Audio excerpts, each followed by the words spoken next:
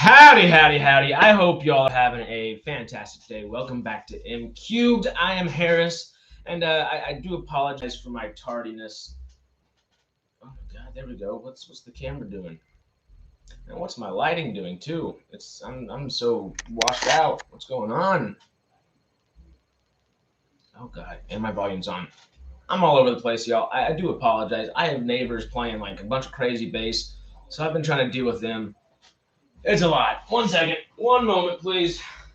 It's a lot. 1 second. One moment, please.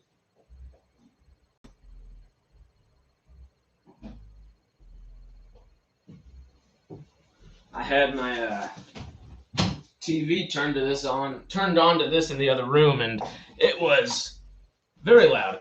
So I can you hear the bass of my neighbors? I really hope you can, but they have been aggravating the hell out of me. I don't like to be all pissy about turn it down, because hey, I like to listen to loud music too. But yo, respect your neighbors. That's all I gotta say. Just chill out. Okay, these lights are not working for me right now. Is that a little better? Changing the type. No, that's like worse, if anything. Good lord. Come on. Maybe? Wow, I don't know.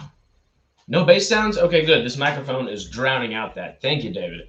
Well, howdy. Hope you're doing well, man. I don't know what's up with this lighting. Let's turn the top light on. I don't necessarily like that light on all the time, but that is better. That's better than all that orange, I guess. But all right, booyah. Let's go ahead and get started. I know y'all can't hear the bass sounds, but it is driving me insane. So I might not go for a full hour, but we're gonna try to hit that hour mark if that's a possibility there. Well, we'll see. So I am streaming from YouTube still. I don't have StreamYard set up just yet. So I will be kind of like just reading an article off at a time sometimes. And we are going to go ahead and just hop on into this thing because we do have a lot to talk about. And it's going to be a good day, I think. First things first. Oh, I'm trying to pick out. There we go. We've got an article from Puck, from Puck, excuse me. And the title of it is called The Tom Cruise versus Oppenheimer Movie Theater Smackdown. So, Cruise and Nolan are essentially, this is kind of the title thing that I guess is on the thumbnail. Tom Cruise versus Christopher Nolan, which is interesting because, they're the two juggernauts of film, not necessarily the two juggernauts, but they are two of the current juggernauts in the industry. And, they come out with some great work. Obviously, Top Gun Maverick was insane last year, and Mission Impossible was insane prior to that. Didn't make the money Top Gun Maverick made because that was unforeseen by most, and pleasantly taken in nonetheless, though. Mission Impossible may be the better movie franchise, though. So I am very excited for the new one.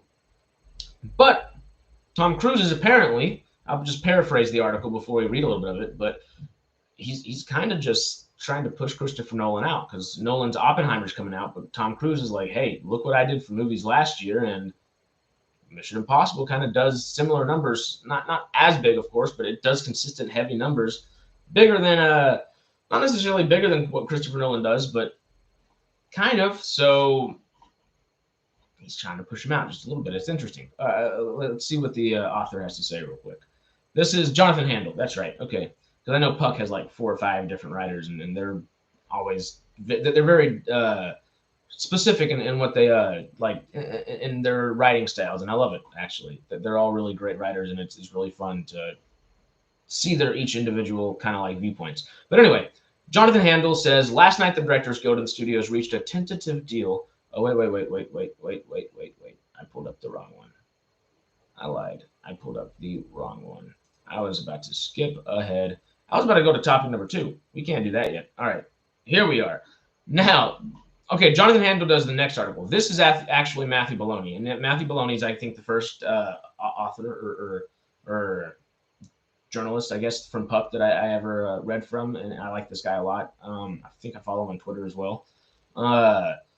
But the title is the Tom Cruise versus Oppenheimer Movie Theater Smackdown. Cruise has been forcefully pushing exhibitors, to put Mission Impossible ahead of Chris Nolan's film on large format screens after he lost 3 weeks of IMAX exclusivity in the first truly competitive summer for blockbusters since COVID. Yeah, honestly, I expect this summer to be insane. We've obviously kind of started it off with a bang with Fast and Furious, with Across the Spider-Verse. I feel like something else. Oh, Little Mermaid just came out, of course, and then so that's kind of like 3 different variations of moviegoers, and they do overlap a lot, but that's a good, a really strong start to a summer. Of course, we have Flash, Indiana Jones, and all these other movies coming out really soon, so we're not hurting. We're gonna have a really good summer. But anyway, let's get into this. Tom Cruise is pretty pissed these days. The star producer of Mission Impossible Dead Reckoning Part 1 has been complaining loudly to Paramount executives and others about the IMAX situation, per multiple sources familiar with the dialogue. Mission 7 is booked out of the IMAX screens for the week of the film's July 12th opening, but then on July 21st comes Universal's Oppenheimer, which is locked in all of the IMAX screens in North America and other territories for 3 full weeks. Mission 7's Cruise, nearly $300 million budgeted baby, is getting bumped. This makes sense, though. Christopher Nolan is basically an unpaid brand ambassador for IMAX. He shot Oppenheimer entirely with the IMAX large format cameras, and Universal dated the Nolan film in his usual late July slot in 2021, well before Mission 7 was dated in early 2022. Following 4 separate COVID delays, Universal was quick to negotiate that exclusive IMAX window. But Cruise is used to getting what he wants, except an Oscar, of course. And I'm told he has expressed his extreme displeasure that the distribution waters aren't being parted for the guy who saved theaters, as Spielberg famously declared. After all, Mission 7 will likely end up grossing more overall than Oppenheimer, putting IMAX in an odd spot and allowing Cruise to argue it makes business sense to give him the best screens. Cruise's Top Gun Maverick last year grossed $102 million of its $1.49 billion global haul in IMAX theaters and other premium and large format screens, contributed hundreds of millions more to the film's total gross. Okay, so it says a couple other things, and we already kind of talked about that a little bit. But what do you think below? Do you think IMAX should kind of stick with Christopher Nolan? Because obviously Christopher Nolan makes everything in IMAX typically. And not only does he typically shoot in IMAX cameras, and with IMAX cameras, they invented a new IMAX camera for black and white IMAX for this movie. So they kind of have reason to put Nolan over Cruise still, of course. But at the same time, it's a business. You want to make some money. So maybe there's a way to make it not exclusive to either or, but I guess both are big wigs and you don't want to piss one or the other off. But I don't think, compromise typically means nobody's happy. Everybody gets a little closer to their goal, but nobody's happy. And maybe that might need to be what happens here. Anyway, there is just a little bit more. We're not, there's actually a whole other half of this article, but it kind of goes into a different topic. There's one more actual paragraph, so let's get to that and we'll keep moving. IMAX makes up just a little more than a third of the large format screens in the US, so Cruise has lately shifted his efforts to securing as many of those non-IMAX PLF screens as he can. He's been furiously showing the film to exhibitors in an effort to convince them to switch their plans from Oppenheimer or Barbie, which Warner scheduled opposite the Nolan film on July 21st, as a middle finger to Universal after it stole Nolan during the HBO Max day and date debacle. Which, that's all Warner Brothers' fault. Like, hey, you lost Christopher Nolan for a reason. But anyway, and Cruise is even personally calling around to exhibition of studio executives per multiple sources.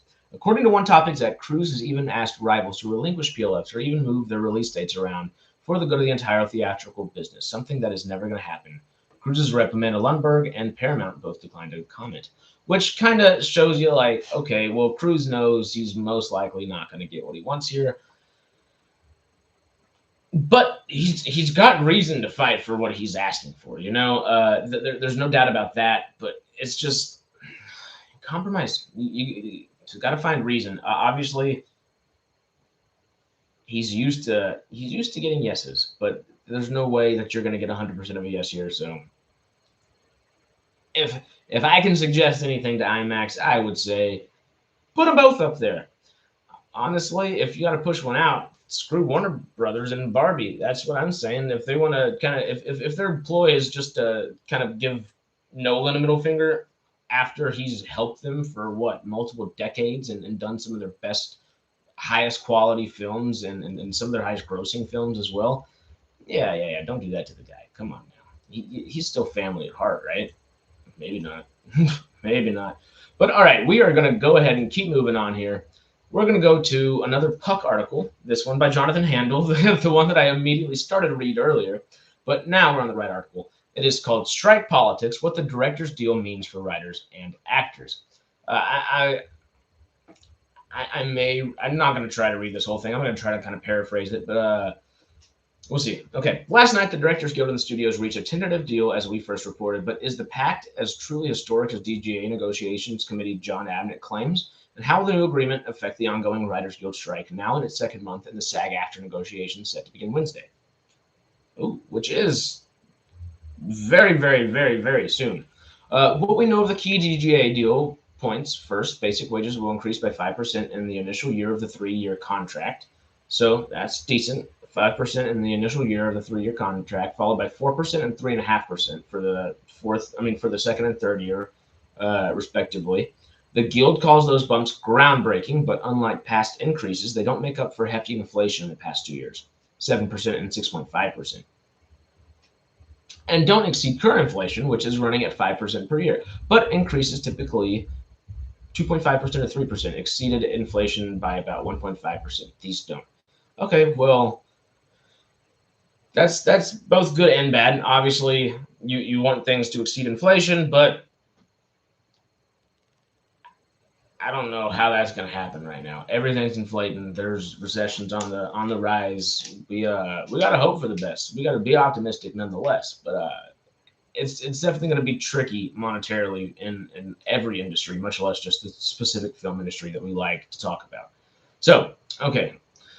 So why the compromise? The reality is that most powerful DGA members don't work at scale, so this issue affects most fledgling TV directors and below-the-line members, such as assistant directors. The modest increase might satisfy the WGA2, as its most recent ask was just a percentage point higher than what the DGA got. Interesting. Okay, I didn't know that. But SAG-AFTRA is another story.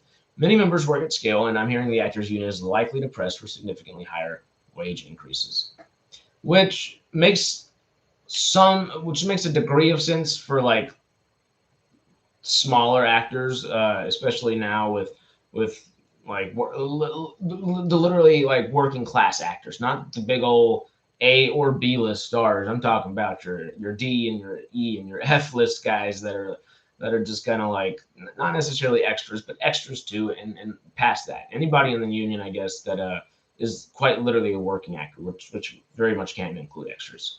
But okay, let's continue. Also hovering over the SAG-AFTRA negotiations, this is an election year for the union. This disincentivizes compromises with the studios, since the dominant Unite for Strength faction will not want to be vulnerable to attacks for the opposition membership first group. See, this is one reason why unions are there. I shouldn't get into this right now. Anyway, that's just another form of red tape. You know, they're useful to a degree. I understand the thought process behind it, but like, at the end of the day, it's just more red tape, and it doesn't do what you want it to do, really. But anyway, that's all. I'll keep it at that. I'm going to skip this paragraph so we don't get too far into that. But if the devil is in the details, it looks like the DGA's focus was on second issue, enhancing the residuals formula for foreign streaming, a key growth area for platforms such as Netflix. There, the directors gained a key victory, an apparently significant increase in the foreign residuals. Details of that enhancement haven't been released and won't be until the Guild's National Board votes Tuesday on approving the new agreement. Yeah, because that's kind of where like foreign residuals, particularly in like the streaming realm, and Netflix is the confusing thing in all this strike stuff, is just how does streaming really affect things? Because you can't get like super accurate Nielsen numbers for streaming things like that. So you are kind of just crossing your fingers and hoping the best. And you, obviously you want to report numbers, but you want to report numbers that make you look good. So if there's a way for you not to lie and make your numbers look a little bit better, why wouldn't you? And that's kind of what all these streamers do, and it's definitely what Netflix has done since like the beginning. And what's it do? It makes them look really good, so more people keep coming. So then kind of they reach those numbers every now and then. It's an effective strategy, and it has proved to be, but can it remain that way? And especially in amongst these strikes and these reworkings of deals, it's kind of it's proving that it might not continue to work that way, and for a good reason.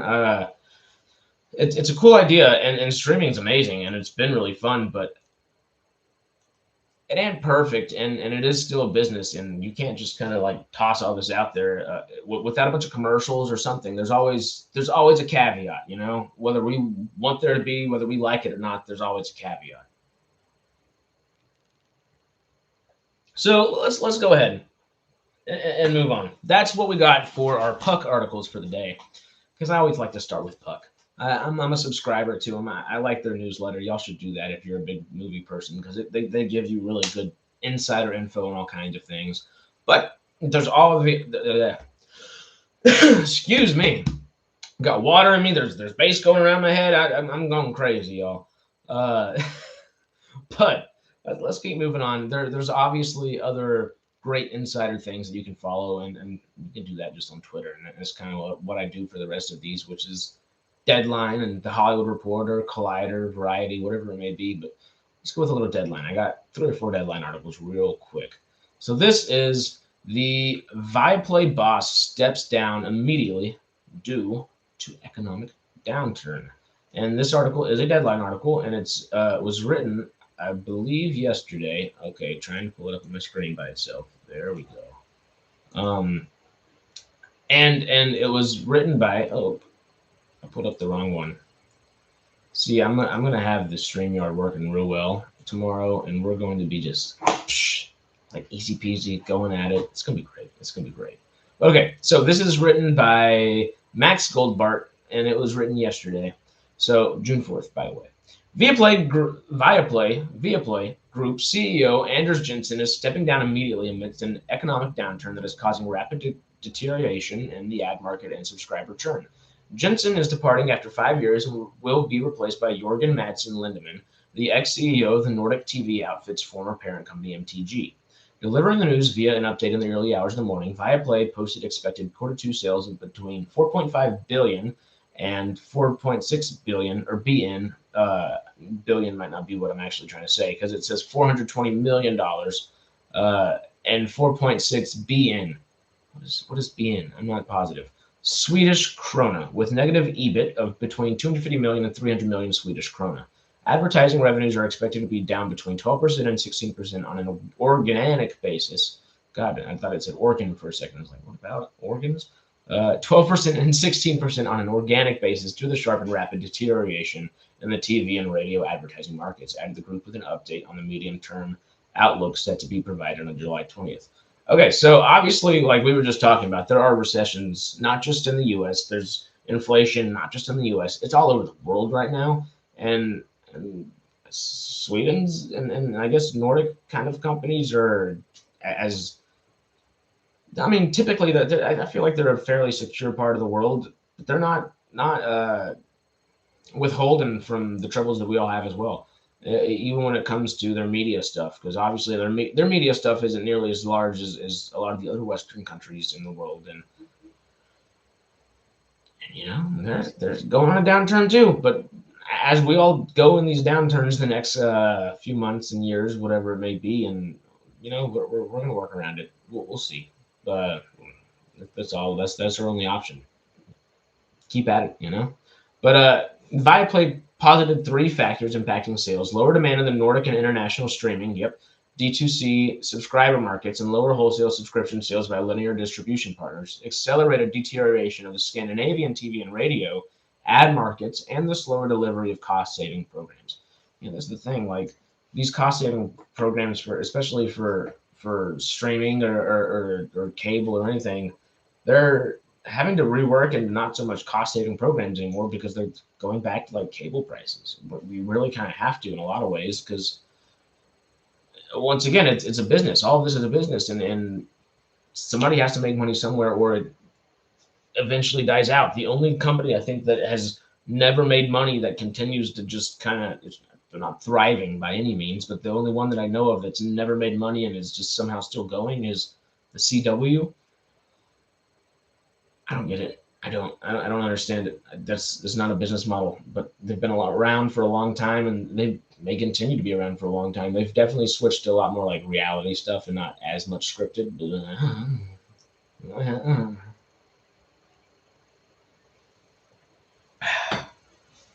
Okay, so next up, okay, these aren't as long. We're kind of past some of the hardcore topics, and I do apologize, y'all. I'm a little all over the place. Just this bass is killing me. I know y'all can't hear it, but good lord, it's. I've been hearing it for like the last 4 hours. I'm just like, don't you have anything better to do? Anything? But we will continue. Next up, one of my favorite movies growing up that I watched every Halloween, of course, was Hocus Pocus. And then Hocus Pocus 2 came out on Disney Plus, and it was very successful. And it was not very good, though. But it was successful enough to warrant a Hocus Pocus 3, which is now in development after the successful sequel on Disney Plus. And this was written by Armando Tinoco on Deadline yesterday. So the Sanderson sisters will be returning to cause more wicked chaos with Hocus Pocus 3, 30 years after the original movie was first released.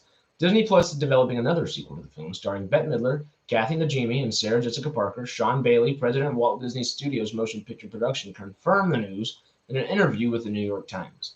It's no surprise that a sequel is being developed as a Hocus Pocus 2 is a hit for the streamer, setting a record with 2.7 billion minutes of viewing. That's just a staggering number. Who 2.7 billion? Like, what other movies have done that? I mean, besides like maybe a couple like big Netflix ones and stuff like that, I don't think Disney Plus has even come near that. Maybe even including like series watch times. Like that's a lot of freaking time, and for it to be something that wasn't all that great, but admittedly was like cheeky and fun, and it's definitely aimed at children, so you kind of have to take your paws off it a little bit, of course. It was decent, but not a decent still. I don't know. Even with all that, it still wasn't great. You can still make a really good children's movie, and you can make a really good children's movie with witches and actresses like to that level. Like the witches are have a great story around them. You could do a lot with that, and then the actresses are all great in their own right. So like, come on, I understand the camp, but let's make it campy and good. Come on, third time's a charm, right? Third time, because the first one isn't necessarily the greatest movie either, but oh, it's so much fun. I loved it growing up. But Hocus Pocus was first released in 1993 and directed by Kenny Ortega from a screenplay by Mick Garris and Neil Cuthbert, and a story by David Kirshner and Garris. The film follows a trio of witches who are inadvertently resurrected by a teenage boy on Halloween night. Okay, I thought it was going to give us something about the third one there. Negatory. Does it say who? No. Yeah, it says the follow-up film, the second was directed by Ann Fletcher with a screenplay by Jen D'Angelo and story by Kirshner, Blake Harris, and D'Angelo. But it doesn't say who the third one's going to be yet. Interesting. I'd like to know, because that's definitely going to be part of what makes it good or not. Ooh. If a Haunted Mansion does well, because I hope it does well, the new one with Owen Wilson and I don't remember who else. There's actually a few other people in there and it looks pretty decent. If that turns out good, that would be a good, I think, director, maybe writer, even if that turns out decent on the writing aspect as well. For Hocus Pocus 3, maybe, that might not be a bad idea. They might have already thought of that too, but who knows? Fingers crossed. I just hope it's good, because I like the concept a lot. I'm from 20 minutes from Louisiana. I love witchy stuff. I love voodoo stuff. I love horror, Halloween, scary, spooky, ominous, all that good stuff. And come on, Disney, y'all done some great stuff like that in the past. Give us more. You never seen any of them, David? It's definitely, I feel like, an American kid thing, and I'm in my mid-20s, so whenever I was a little kid, that was kind of like what I grew up on, because it was maybe it was probably a couple years ahead of my time per se, technically, but nonetheless, it was rerunning every single year. We would watch that, and then Halloween Town. Those were kind of Disney's things that were always like our favorite of my generation. That would come up, and none of them were great. But, oh, they're so great in their own little campy, cheesy ways. I love them. I love them. Halloween Town would be a cool thing to see again, but they'd have to do a lot to make people happy, you know. And I think the standards have definitely changed, and they could make it kind of a fun B level movie again, and that would be awesome. But I just think it's a very different landscape of film now, and we don't get that kind of stuff as much anymore, which is fun whenever you do, like Cocaine Bear and The Machine and a couple things like that might be good examples of that, but far and few between nowadays. It's interesting, you know. But all right, let's keep moving on. It's not Halloween season just yet. We're already talking about summer and summer blockbusters, so let's stay on track, because whenever it's Halloween season, you know I'm going all out. I love me some Halloween stuff. But okay. Next up, I've actually never watched these. I see that they're a thing, and I've really been interested in watching them. And I think now that, you know, MCubed is good at reporting all these things, or good on reporting all these things, I might have to watch these this year. So this is an article from Deadline, written again by Armando Tinoco, and this one was written this morning at 8:30 a.m., June 5th. It's titled Golden Trailer Awards Nominations List. So, you know, there's the Tonys for all the people that are doing like plays, Broadway, all that kind of stuff. There's Emmys for television, Oscars for film, Grammys for music, you know, all these different things. There's Razzies for the worst actors and worst movies and all those things. But then there's also a trailer award. And these are the Golden Trailer Awards. You know, I love a good movie trailer. I kind of want to develop the same thing how I do Ticket or Skip It, and then the McGrades, you know, the MCubed grades. I'd like to develop a little trailer kind of like grading level, like, oh, like where's my excitement at post watching this kind of thing, and put it on there. But you know, we're thinking about these things, huh? But okay, let's jump into this article. So we can go ahead and go. I'll start rambling. But Stranger Things, Black Panther, Wakanda Forever, Ted Lasso, and Glass Onion: A Knives Out Mystery amongst the most nominated on the nominations list. So, the Golden Trailer Awards has unveiled its nominees for its 23rd extravaganza, taking place on Thursday, June 29th at the Orpheum Theater in Los Angeles. Maybe I should go. Can I get tickets? I don't know how much those would cost. The awards show honors the creative teams that are tasked with condensing 2-hour films into 2-minute trailers. Films that received the most mentions include Black Panther and everything else that we just named. The TV series that were the most nominated included Ted Lasso, Stranger Things, and Only Murders in the Building. So studios leading the count this year include Disney, which includes Hulu, FX, Searchlight, Marvel, Lucasfilm, National Geographic, and 20th Century Fox. They got a lot under their belt. NBC Universal, Netflix, Warner Bros. Discovery, which includes Warner Brothers, DC, and HBO Max, Amazon Prime, which also includes MGM, Paramount, which also includes Paramount Plus, and Apple TV Plus. The top nominated agencies include AV Squad, Zealot, Tiny Hero, Trailer Park Group, and Ignition Creative. This awards show highlights the phenomenal trailers from this current year. The 2023 jury comprises an big words. Sometimes I talk so fast I just skip over the big words.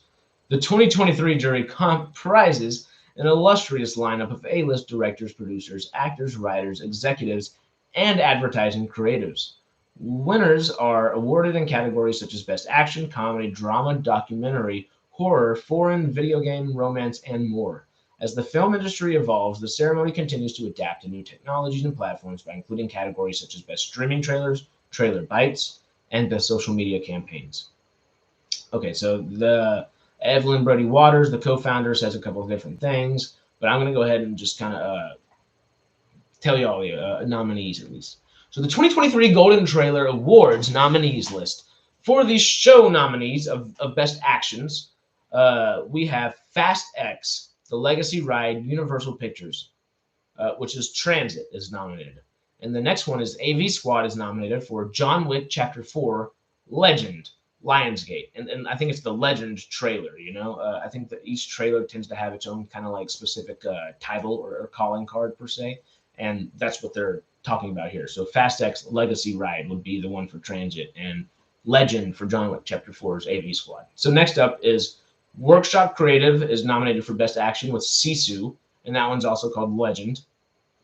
Or sorry, oh yeah, that one is also called Legend. And then MGM and Motive is nominated for The Covenant with Remember, and then Sony and Trailer Park Group are nominated for The Woman King for Power. And honestly, out of all those,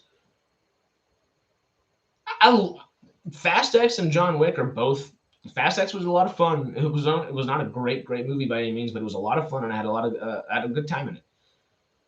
John Wick Chapter 4 was awesome. I loved it. Every bit of it, I loved it. It was great.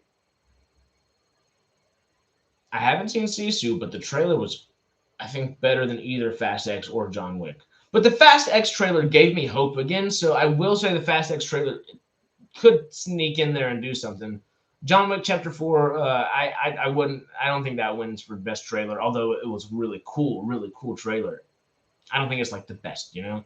Sisu is badass, but I don't know. Once again, I don't know if it goes best there. The Covenant was a really meaningful trailer, and it made me really want to go see it, and I did, and I loved it.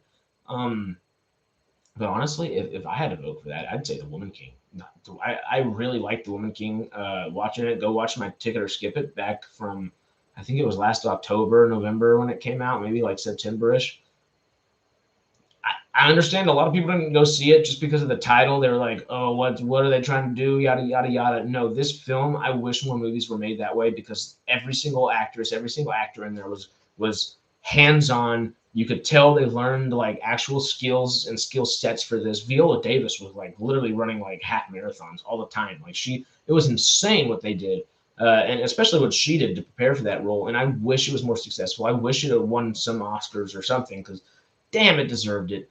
It literally, it was the closest thing to Lord of the Rings that I've seen since Lord of the Rings, and I mean that in like a physical sense. And maybe not Lord of the Rings, maybe Game of Thrones and House of the Dragon, because they're the only ones who have that same type of scale of actuality, and you can feel the actuality in The Woman King. And I loved it, and it came across in that trailer. Great movie. Anyway, we keep moving before I start gushing about it. Okay, so next up is Best Animation and Family Trailer. So Universal Pictures and Inside Job is nominated for Minions: The Rise of Gru, New Adventure. Ignition Creative and Disney Studios is nominated for Pinocchio, Wonder. I laugh because that's not going to win. No. Focus Features and Buddha Jones are nominated for Polite Society. Sony and Mocean, Mocean, I'm not positive how to pronounce that one, is nominated for Spider-Man Across the Spider-Verse. Ooh. And then Apple TV Plus and Motive are nominated for The Boy, the Mole, the Fox, and the Horse together.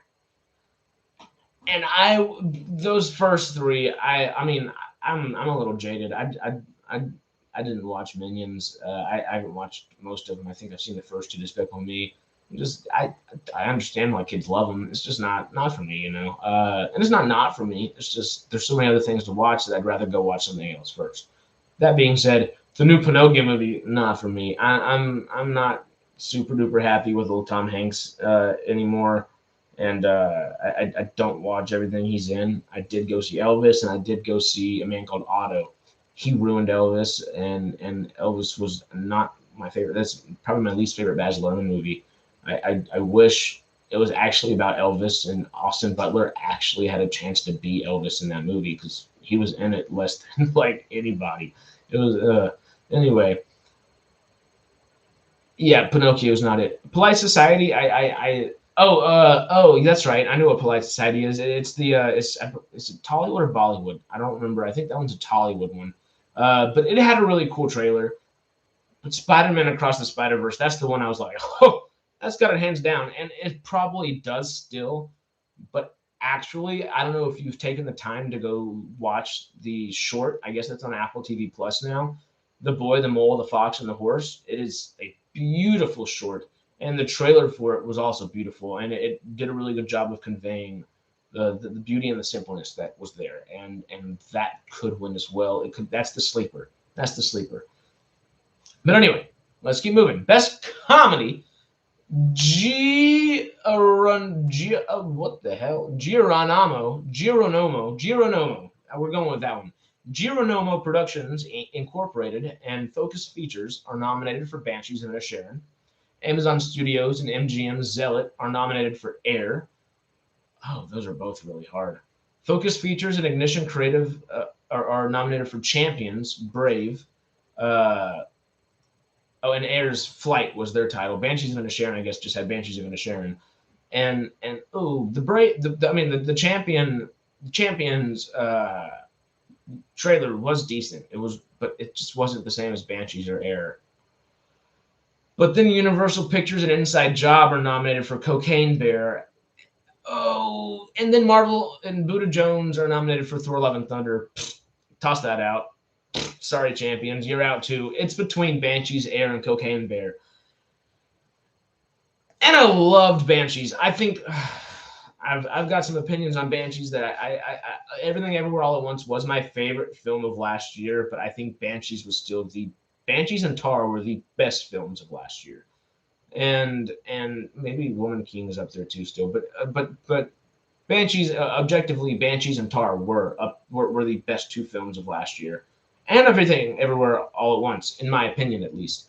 But my favorite was Everything. Banshees, I think, should have won a couple of different things in a couple of different categories.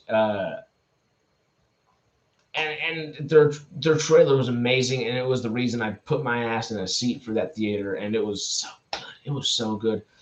But Air and Cocaine Bear probably had better trailers. I love the whole McDonagh Irish kind of direction and everything that he does. So Banshees was going to get me there one way or another. Air and Cocaine Bear probably had the best two trailers for a comedy.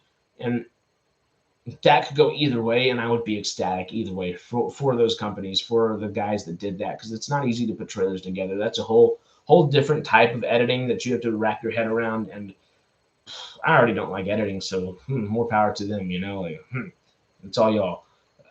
It could go Cocaine Bear or Air. I would be happy. I think both of those deserve that category, Next up, though, is Best Documentary. And I have not been watching very many documentaries the last year. I've actually really taken a dive off of documentaries. It's not because I starred in one, technically. Murders at Starved Rock. I think that's the title. Murders at Starved Rock, I'm pretty positive, is the title, on HBO Max or Max now.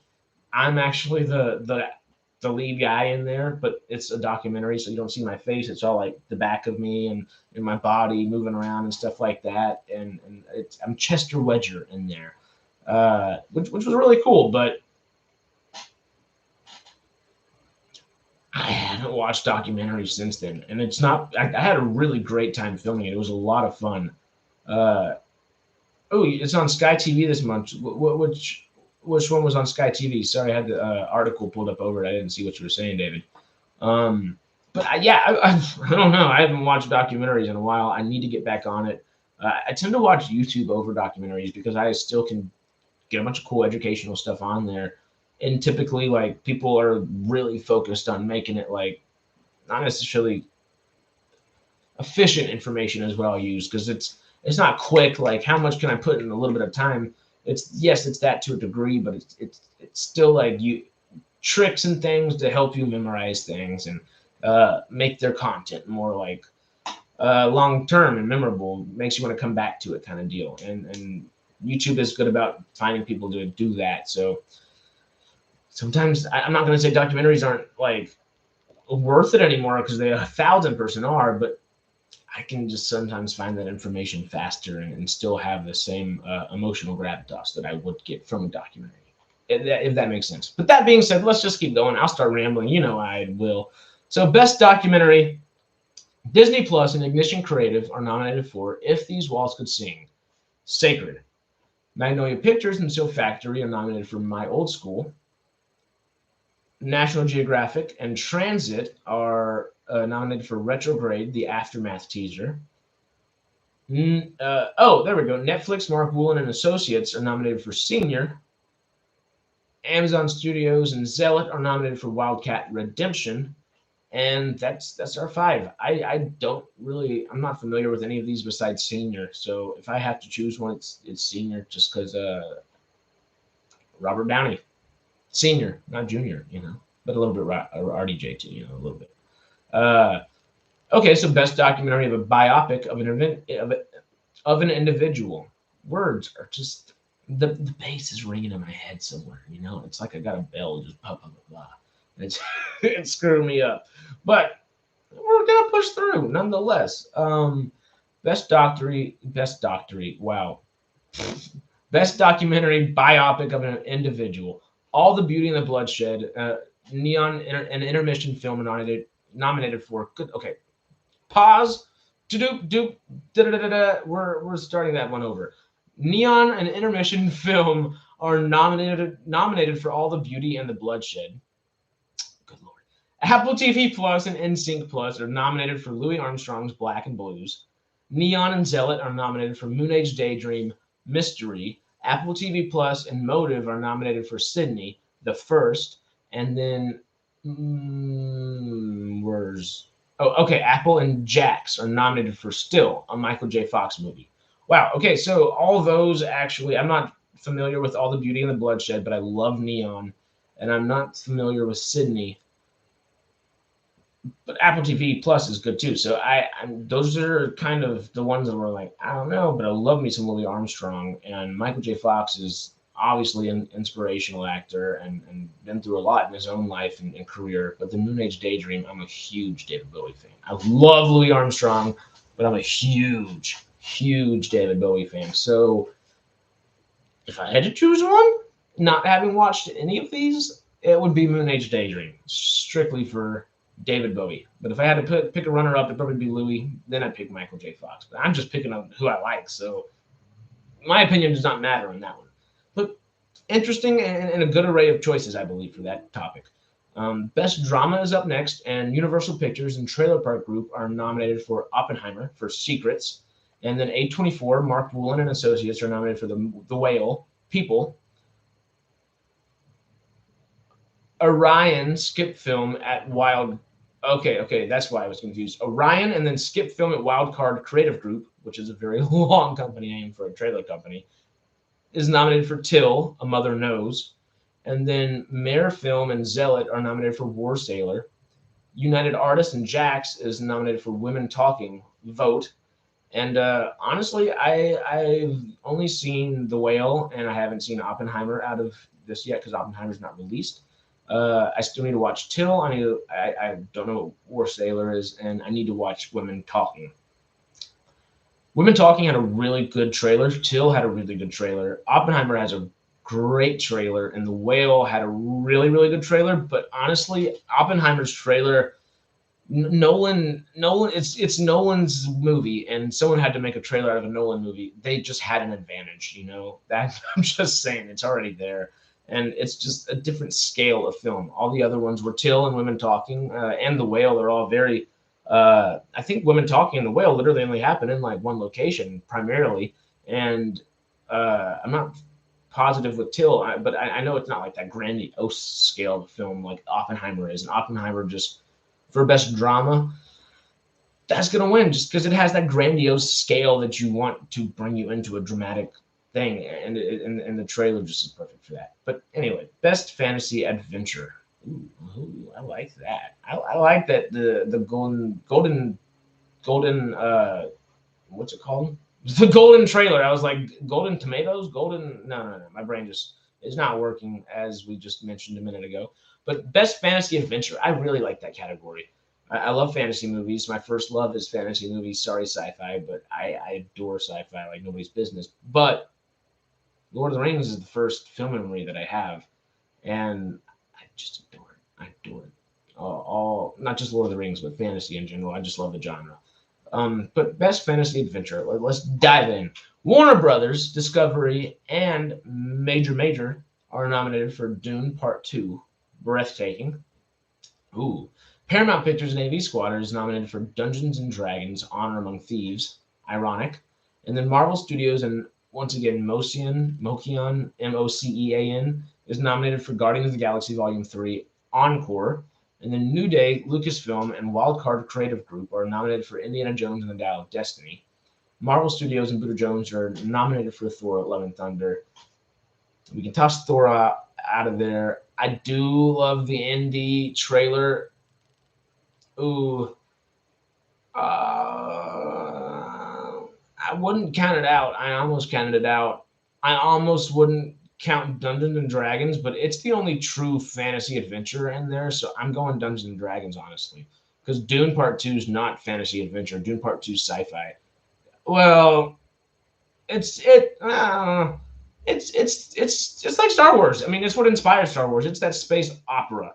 It's that science fantasy space opera. If you have to truly give it a genre, a science fantasy space opera would be the way to define it.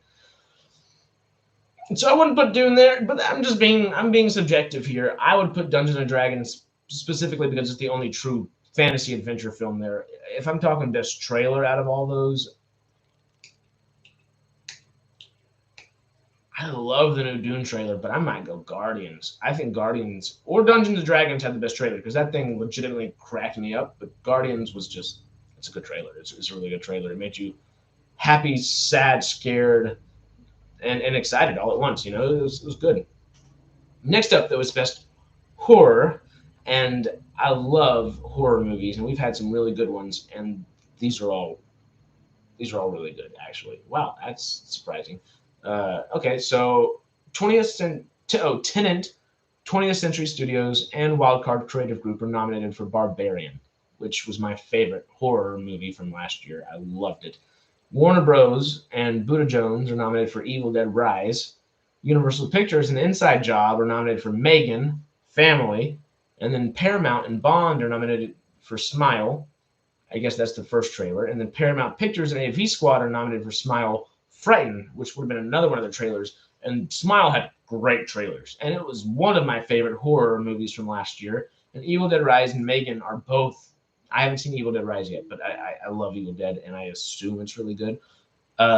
Megan was awesome.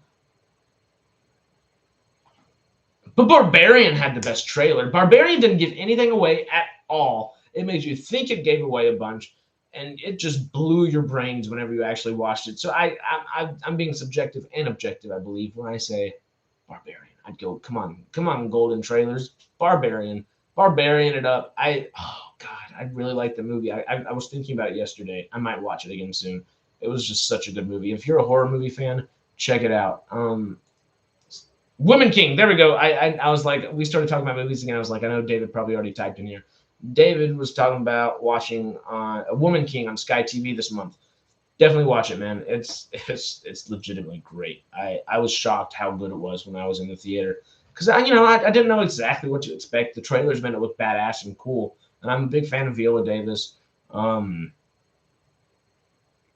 Lynch is in there, and Lashana Lynch is always great. And there's a couple other actresses in there that are really good. And then I can't remember her actual name, but the Samu rider, like samurai, but like Samu rider, like riding on a bike at the same time, motorcycle more so, is like her Instagram name. I follow her account. She's super cool, always doing really cool like stunts and not stunts per se, but I think she does stunts now, of course. But like fighting sequences and cool. She's from the UK, but spends a lot of time in like Ghana, I believe, just doing a bunch of cool fight stuff. It's so cool to watch. She's one of the main kind of like ancillary characters in there and does really well. And that's kind of what shot me to that theater. And oh my God, I love that movie. Like I started gushing earlier. I could gush about it 1,000 more times. I legitimately, that was one of the best movies I'd seen in a long time. Like just really good, really, really good. But let's keep talking. And we're starting with women talking, but I just saw that anyway. Best independent trailer. So independent film. Okay, so UA Releasing, Mark Woolen and Associates are nominated for Women Talking, Unknown. Lionsgate and Zealot are nominated for Alice, Darling, for Beautiful Girl. Believe Entertainment, STG Releasing, Heart Sleeve Creative, another long one, is nominated for Nefarious, Electrifying. Utopia and Silk Factory are nominated for Squaring the Circle. Then A24, Mark Woolen and Associates are nominated for The Whale. People.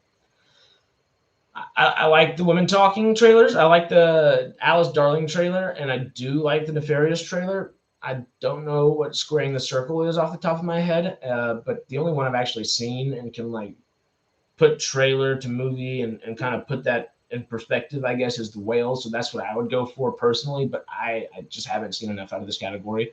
1 out of 5, which is wild. I usually like the 5 out of 5 person. It happens. It happens, you know. I would go with the Whale personally, but once again, I'm not the person voting on that one just yet. So, best music is up next. Ooh, interesting. Disney and Jax is nominated for Avatar: The Way of Water, Strongheart. Buddha Jones and Paramount Pictures is nominated for Babylon. Universal Pictures in Transit is nominated for Fast X Legacy Ride trailer. And then Sony Pictures Entertainment and Project XAV are nominated for I Want to Dance with Somebody, Princess, and then Rogue Planet for Tetris Apple Plus. Or Apple Plus and Rogue Planet for Tetris, excuse me. Which, if I had to choose something out of there, I'd go Avatar: The Way of Water, Strongheart, just because of how meaningful that ends up being in the actual film, and you want that kind of like that subconscious thing to latch onto from the trailer. Once you're in that film, you're like, oh, that's right, I've seen this, and it puts, and once you add that extra context and meaning to it, it's just magical. But if we're just talking music, Babylon very well might win this one out. Babylon very well might win that one out. I'd probably even vote for Babylon. As much as I do enjoy the context and stuff around Avatar, I'd probably go that. Fast X, yeah, I like it. I Want to Dance with Somebody I didn't watch, and then Tetris I haven't seen yet either. And it looked like it had some good like 80s kind of music, 90s music, but I don't know. Best thriller though, I think. Oh wow, yo, we still have 30 categories left. I think we went through yeah. I mean we went through the main stuff. After this, it does get into. I'll just tell you the different categories at this point because we've really gone through like the actual like best genres. You know, we've gone through the genres. We've gone through action, animation, family, comedy, documentary, subject, biopic documentary of an individual, drama, fantasy adventure, horror movies, independent trailers, music, and we'll do thriller and video game, and then we're just gonna go for it, okay? But best thriller is Chaos, Warner Brothers, and Wildcard Creative Group nominated for Don't Worry, Darling. Universal Pictures and Transit nominated for Nope, Moment. Universal Pictures and Inside Job nominated for Oppenheimer, Lightmaker. Netflix Big Picture Entertainment is nominated for The Good Nurse, Truth. And then Searchlight Pictures and Mokian, whatever we decided it is nominated for The Menu, Welcome. And honestly, I'd give it to Nope or The Menu or Oppenheimer. Those are all great options. I think the best movie out of them all is The Menu, but I also haven't seen Oppenheimer yet. It hasn't released yet. I don't know on that one. I'd personally vote The Menu. Next up, though, is best video game trailer is pre-alpha teaser Funcom and Ragdoll for Dune Awakening, revenge trailer Square Enix and Buddha Jones for Final Fantasy 16? Okay, XVI is 16, right? Yeah, I believe. And then story trailer Santa Monica Studio SIE Global Creative Services is nominated for God of War Ragnarok. And then official launch trailer. Oh, no. WB Games and Creative Advertising Group is nominated for Hogwarts Legacy official launch trailer.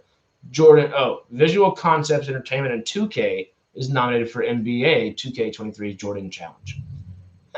For that one, the only game I've played out of them is the Hogwarts Legacy, and Hogwarts Legacy trailer did really, really excite me and make me want to buy it and like interest me in Hogwarts and Harry Potter's in general again. And if I had to vote for one, that's the one I'd be going for, honestly. I did love me some Hogwarts, and it was a lot of fun. It was just, I loved that game. Okay, so next up, they have their Golden Fleece category. They have their most original trailer category. They have best summer 2023 blockbuster trailer, best teaser, best foreign trailer, best comedy for a TV streaming series, best drama for a TV streaming series. Then they have non-show categories. For feature film nominees, they have the Don Lon Fontaine for best voice actor, voiceover, excuse me, best sound editing, best original score. They got best motion, title graphics, best faith-based trailer, best romance, best independent trailer for film budget shot under $1.5 million, trashiest trailer.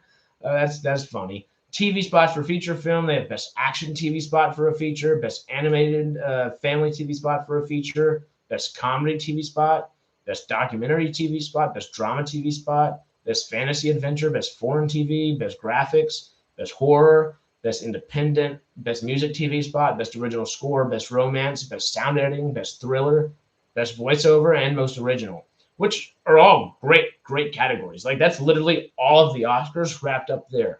This seems like it could be a very long show, which be actually I'm intrigued. I don't mind longer shows, award shows, if they have good awards to be handing out. And that's the thing. Like the Oscars have great awards to be handing out, but they should be handing out more. And it's like take your time and make it cool and stuff. It doesn't need to be so fancy all the time necessarily. I don't necessarily mean it doesn't not need to be fancy, because it is a very special night and it is a very glamorous kind of thing. But I don't know, make it where it's comfortable to be there for a long time and make it truly an event and not just like, oh, we got an hour and a half and boom, boom, you know? No. Give us a couple hours and make it a good thing. But anyway, the streaming and TV series nominees. There are a whole lot of nominees. There's a whole other list of those. There's digital and innovative nominees. I feel bad about not reading all these out, but we'd be here forever if I really was. And there's poster nominees, which is a great thing to be nominating. Especially, I mean, this is trailers and they're nominating posters. The posters could have their own thing. Radio spots too. That's cool. But that's the Golden Trailer Awards is something that I have never really tuned into. I've been intrigued and interested by it the last couple of years, and I'd like to kind of do it. I'd like to watch it. It might be something fun to cover. I'm not sure what it said it was, and I just exited out of it, so oops. But I will Google that and figure out. Actually, I'm on my computer. Let's Google it. When is Golden Trailer Awards 2023? June 29th. Oh, that's right. I literally said that at the beginning of the thing. It was like the first article. There were so many things that were nominated that I just completely forgot what the date was. But June 29th, that's right. That's not too far away. I don't think I'll be able to make that actually in person, even though it's not too far away from me. It's probably, yeah, no, I'm going to be in Texas at that time anyway. But June 29th, that might be something to watch anyway. Yeah, I'll watch that. Okay, so this one I won't spend any time on really. I love the guy's comedy, and I saw that he's getting his own first world tour, which is pretty cool. Matt Rife, I'm sure you've seen the guy just on clips on like YouTube, Facebook, Instagram, whatever it may be. But Matt Rife is a hilarious new comedian, and he's really not that new. But he's well known. He's big online, and Mila Kunis and Ashton Kutcher are actually big fans of the guy. So Ashton Kutcher helped him be like a genie kind of thing for this commercial to announce this world tour, and it was really funny. And I do encourage you to check it out because it made me chuckle. And if it makes you smile for the day, it makes you smile for the day. And if you smile in a day, it's a good day. So check it out. Make yourself smile. Make yourself laugh. Talking about all that stuff, 6 o'clock p.m. Pacific Standard Time, at least. Kill Tony is on. Mondays are great because of Kill Tony. They crack me up. Next up, though, we're moving past our old deadline stuff, and we're going to the Hollywood Reporter real quick. And I'm just commenting on these things right now. This is an article by Etan Vlessing this morning on the Hollywood Reporter. Bird Box Barcelona trailer, unseen, evil force unleashed in Sandra Bullock movie spinoff. So, there's another Bird Box movie. Did you like the first Bird Box movie? Did you not like it? Y'all let me know, because I didn't love it, but it was a lot better than I expected it to be, based on what I guess people were talking about. Because I kept hearing, oh yeah, it's got like Machine Gun Kelly, I think Machine Gun Kelly in it, and a couple other people, and it's just kind of like, well, and that's what I kept hearing. But I enjoyed it. It wasn't amazing. It wasn't something like advertently like special or awful in either way, but it was there, and it was a little more than just there. It was pretty good, but did it warrant a sequel? I like the concept a lot, so maybe it's something that like with different filmmakers, different taste and different tones, that maybe they could do some cool different things with it, and it could turn out very interesting and maybe even better in some moments. Because of course the first one does kind of just it's Sandy's story, Sandy Bullock's story there, and for better and worse, I think it'd be fun to have some kind of like not huge actors and just make it cool and make it good and really focus on like some concepts and try to play around with it. To be fun. But this one, we're gonna actually read a little bit into this. After this, we're talking just a little Spider-Man. But real quick, we got to talk about Regal Cinema's National Cinemedia signed new long-term deal. This is an article again by Etan Blessing this morning at 6 o'clock again, June 5th. The 10-year agreement for an in-theater advertising is the latest twist in pandemic-era recoveries for both NCM and parent Cineworld Group. So this is a short article, and I'm going to just go ahead and read it to you all real quick. So National Cinemedia has signed a new long-term deal with Regal Cinemas, one of its founding partners in the latest. Signed, both companies are moving towards restructuring their struggling businesses in a recovering exhibition sector. Terms of the new 10-year exhibitor service agreement were not disclosed, but the deal will see NCM continue to exclusively offer an on-screen advertisements at Regal Cinemas over 6,000 screens and 450 theaters, while also running its Newbie show with national, regional, and local advertisers.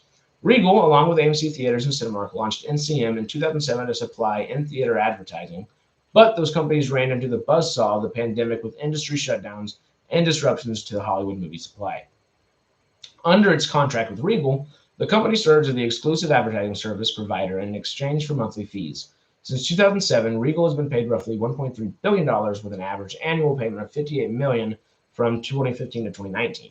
The deal, however, was endangered by Cineworld's filing for Chapter 11 bankruptcy in 2022. NCM sued Regal Cinemas for allegedly exploiting parent company Cineworld's bankruptcy proceedings to breach its legally binding advertising deal with the company. Okay, so we're talking about the numbers right now. It might get a little confusing, but essentially, a couple companies got together, 2007, were like, okay, advertising group for these kind of things. We were just talking about a bunch of trailers and like actual companies coming in and putting commercials in your theaters are what this was made for, you know? And obviously that couldn't happen while movies were not being played in theaters. So how can you run an advertising group in when there's nothing to advertise, I guess. When there's nowhere to advertise is probably a better way of saying that. And that's kind of what happened. They kind of started going bankrupt, this company. But they just managed to sign another 10-year deal, at least with Regal, for another decade of advertising. So that's good, right? Let's continue, I guess, but it's just interesting to think about. How, I mean, because we've talked streaming, we've talked trailers, and now we're talking the advertising aspect of it. It's fun to kind of put our heads in all these different frameworks of the film industry and kind of like piece together how these people that are working within the specific aspects of these industries are thinking, how their thought process are consistently, and what their companies are doing, and how, you know, their jobs and how we as consumers are affected because of it. So the in-cinema advertising, I'll start on the third paragraph. We got to start in the second one here.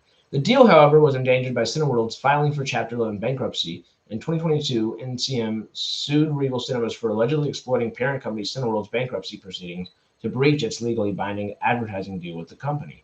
The in-cinema advertising network claimed Regal was looking to rewrite the agreement for better terms, enter into a new agreement with a competitor, bring in-house advertising services. In April, NCM itself filed for Chapter 11 bankruptcy protection and struck a debt restructuring deal with lenders to strengthen its balance sheet.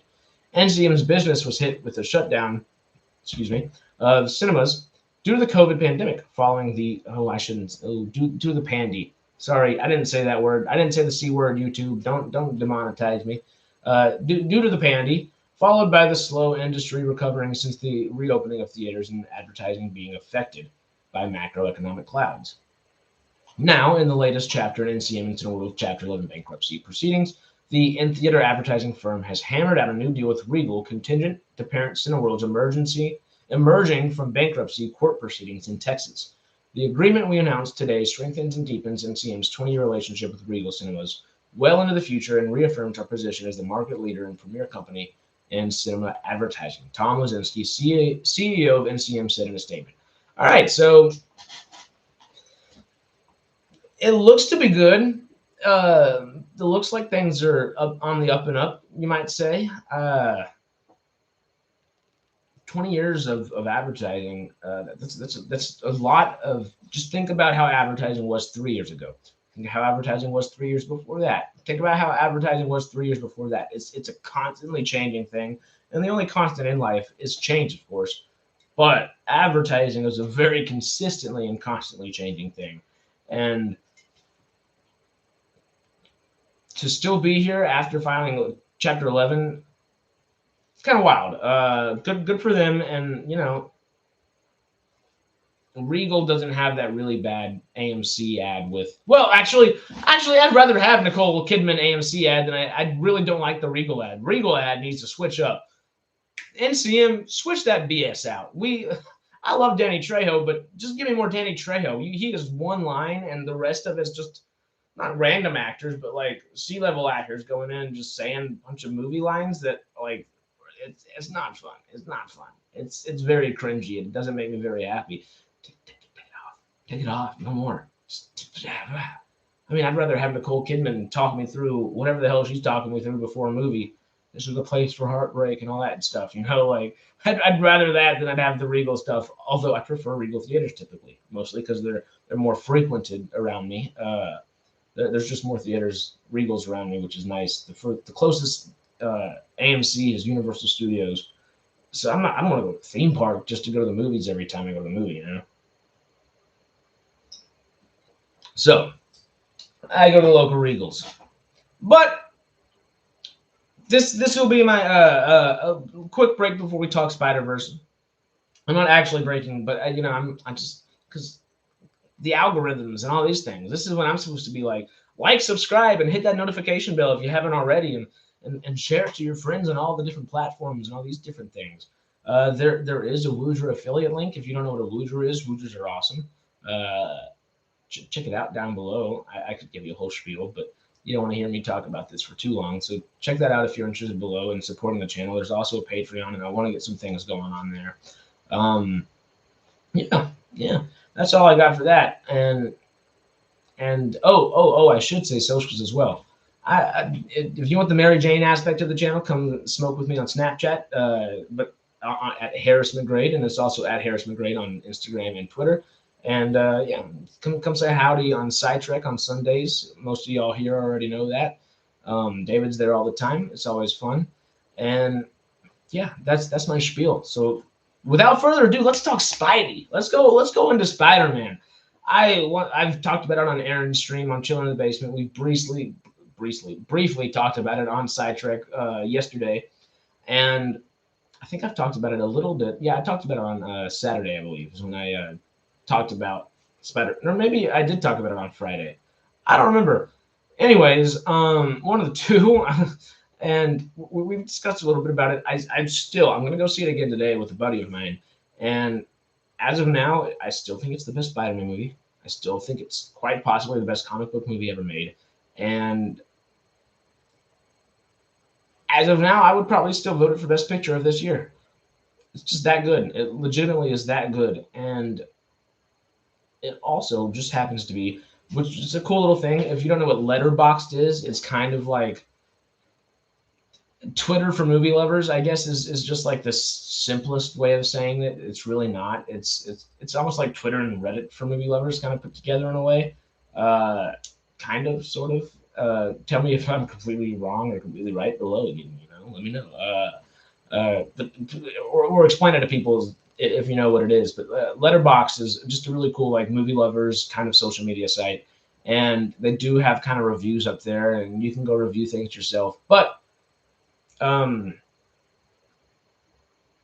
yeah, that's right. It's the highest rated film. I had to look at my notes real quick. It was the highest rated film on Letterboxd ever, and not only that, Across the Spider-Verse is the second highest grossing IMAX film ever, which is pretty damn cool. Because it's in an animated movie. That's not something most people are going to go to an IMAX theater for, and it's the second highest opening gross of an IMAX theater, and